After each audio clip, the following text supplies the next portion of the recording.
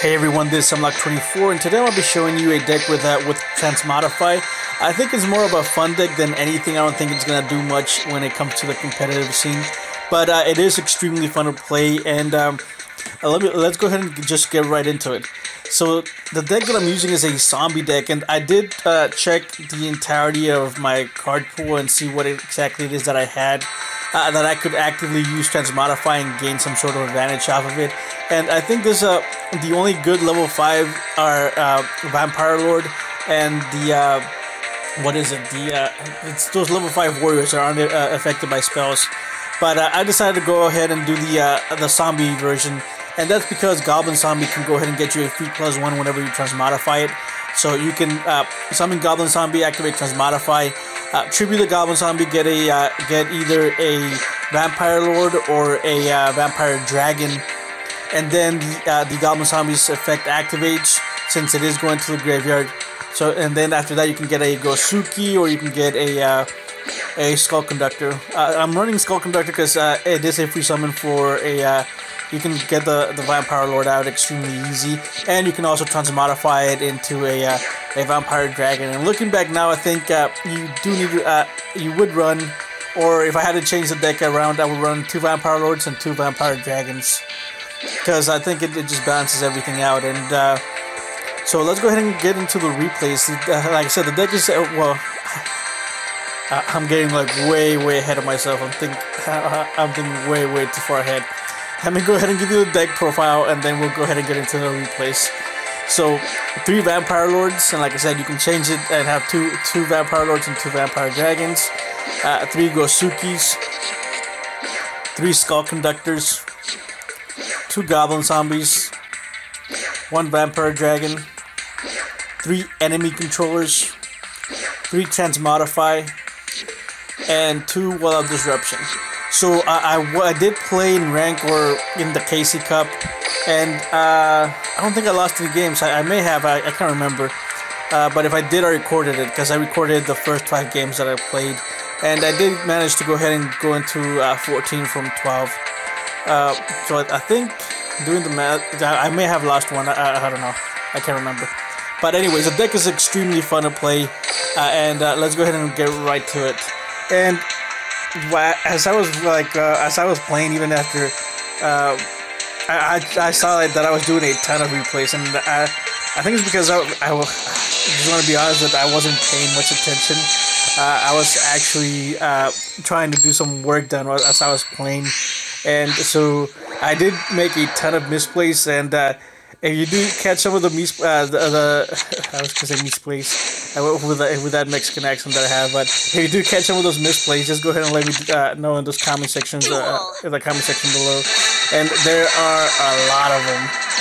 And even though there are a lot of misplays, I don't know, maybe I just got lucky or something, but the deck works really good, and it did manage to get me out of all those misplays. So there you can see the Goblin Zombie into the Transmodify.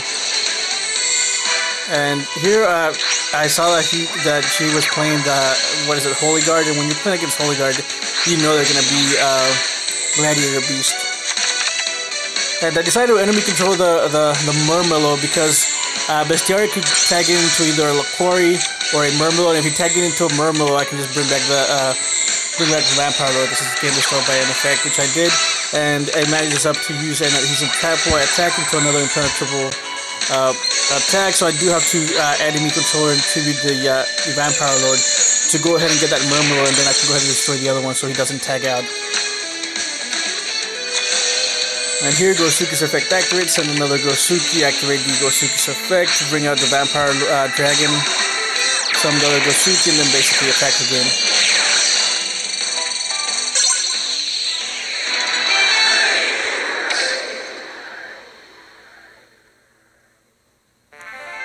The next one's against a Joey Wheeler, and this one was actually I managed, or for some reason I drew 3 enemy controllers in my starting hand, and I think I just tried to go ham. I'm like, I'm either gonna lose this extremely fast, or I'm gonna win this in this turn, and hey, you'll see what happened.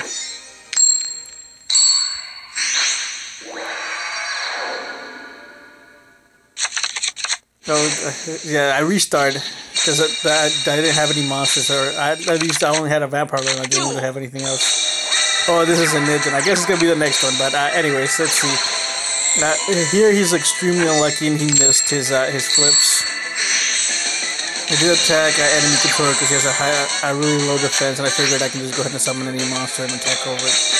I did get a Gozuki activate effect to send a Vampire Lord, and I was thinking maybe I need to add a what is it? Return from the Dark Dimension, I think it is, or I can't remember what it was, but the one that special summons a monster but doesn't move from play.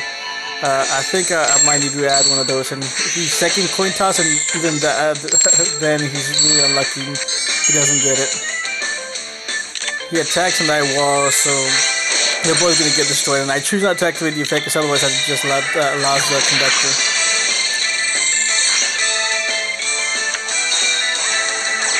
He attacks, and unfortunately for me, he duty warrior, so I don't get anything for the Goblin Zombie.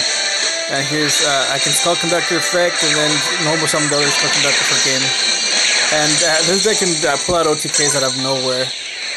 And that's, I think, one of the reasons that it's so fun to play with. We just can do 4,000 damage out of nowhere like it just did on that one.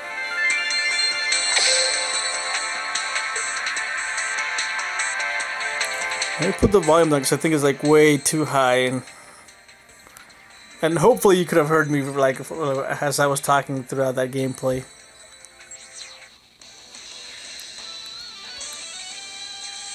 Oh, and for those of you that were asking how I record my videos, and I don't even remember if I was doing it again as I was showing you the deck that I kept on pulling down. But I do record the videos on my phone, and then I do a narration on my computer.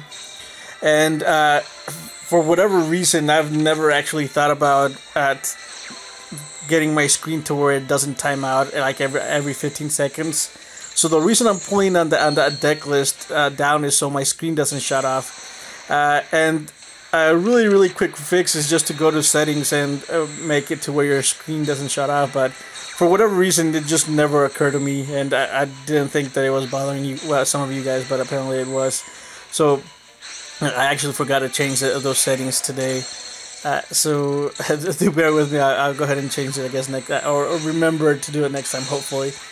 But the screen recorder that I'm using is DU Recorder on my phone, and I am using an Android. I'm using an LG V20. Yeah, LG V20 DU Recorder. I know DU Recorder you can use mostly, I think, on any Android phone. I'm not entirely sure if it is restricted to like the latest models. But there's a ton of screen recorders that you can use on Android. I know for a fact that iPhone is very restrictive, and there's not that many screen recorders for iPhones. But for Android, I'm using DU Recorder, and there's a Screen Grabber. There's a ton of them that you can use. I just choose to use DU Recorder because you can basically edit in like within your phone and do a ton of things and add music and add a ton of effects, and that's the only reason I'm using it. But that's basically the recorder I'm using, and I don't know why, but there's a lot of people on here on YouTube. I don't know if they're trying to keep it a secret or if they're just stingy and they don't want to like show you what to do or tell you what to do, and they don't want to tell you what recorders they're using. I don't know why. The DU Recorder is amazing. Shout out to those guys. It is free. There's really, I mean, what more can you ask for? But when I was starting out to do the whole YouTube thing, there was I did ask several people, and no one would tell me what they were using. I guess it was their kept secret or whatever. But yeah, and I have been trying to figure out something about the microphone and trying to fix it. I have a Blue Yeti that I'm using, and I can't figure out how to get it to where it sounds nice. Like, I've seen a lot of YouTubers use a Blue Yeti. I don't know if I have a defective version or what it is, but I can't get it to where it sounds professional. Maybe I'd have to buy some other hardware or something. And I have been looking at a ton of tutorials on YouTube, and I basically have it set up as most of the tutorials on there. But I don't know. I can't get it to sound professional like they have or they have it. They might be doing something else, and I've asked other people that do Duel Links content about it, and most of the time they don't answer, or they tell me like to fuck off or whatever, or to figure out myself. But I don't know, the community when it comes to Duel Links is just like super toxic. But if you have any questions or anything, feel free to ask me, and I'll try to help you guys out as much as possible. In the long run, it's whoever has the best content, or whoever's more consistent, that's gonna either come out on top or stay back there where they're at. And I mean, I really don't care about competition. I do this for fun, and I don't know, like I said, if you just have any questions about it, or if you want to go ahead and start out, I guess your channel, and even if you don't want to play Duel Links, you want to play something else but on your phone, just if you do need some help, let me know, and if I can help in any way, I'll go ahead and help you guys. The background that I'm using on my videos was I'm using Camtasia, and I did have to buy it, and it was kind of expensive for me to get it, but I don't know if you might be able to find it a free version or a free trial online. I think you can get a free trial, but it is kind of expensive, but it allows you to do a ton of things. And before Camtasia, I was using that program that you can stream to Twitch on OBS, and OBS basically does the same thing as Camtasia, but it does require a little bit more work. And the one thing is that it is free, and you can go ahead and record and attach your microphone on it, and you can even attach a Turtle Beach headphone set to OBS. And all you really have to do is click record and then hide and show the elements as you're recording, and you do have to pay attention to the video that you're making, so it does take a lot of time. And Camtasia makes it to where you don't really need to be ready as the video's playing for you to go ahead and show the elements visible or invisible, or turn them on or off. So it's way easier. But like I said, it is kind of expensive.